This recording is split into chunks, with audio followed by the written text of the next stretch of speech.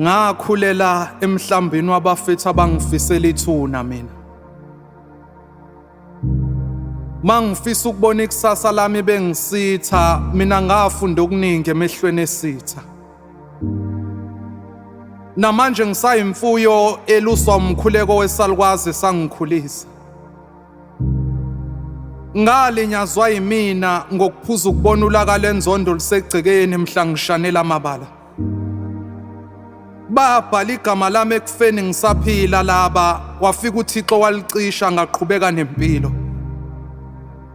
Ngiyigama elingungwa amagama amaningi angithukele ngashiyelwa kona.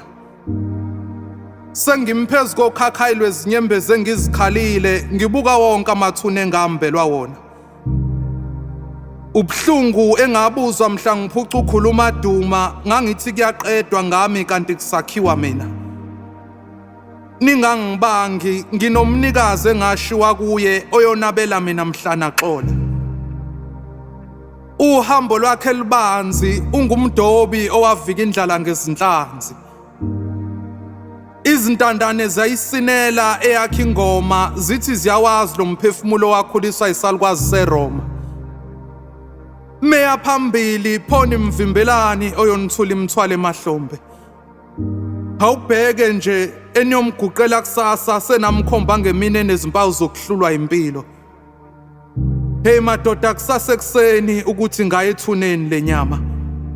Inkondlo itshela nina eniyovuleka amehlo sekumnyama. Fundani ukuphila okulotshe emehlweni akhe kubhalwe ngamagama acacile. Ngelinye ilanga niyophuza kumthombo ngaphansi kwaso lesi sitshalo esisebenza sigodla ingalo.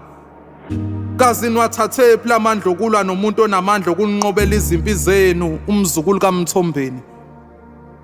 Abafowabo babopha umzimba bashiya ingqondo yakhe ngaphandle, onobuhlakani obujule njengolwandle. Imveli yomhlonipha isibili esiphambanweni eniyombethela ngesipikili. Phona ahlulwa yini ozamayo kumthulela isigqoko ngenkathi imfundo imgqokisa ijazi ngemali yesicapha. Uthi umbiko kunenkosi phakathi kwamatshwele ashiwa ngaphansi kwamaphiko. Onekhono lokupha nokusiza, pho ebandleni akanikwa ngani ithuba azoshumayela uthando. Mhla ubhala engajahile, ngelinye ilanga sokhuluma ngomona owavumbuka mhla kwabiwa umhlaba.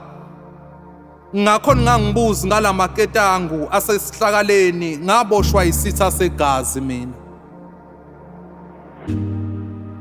Ngaboshwa isitha segazi.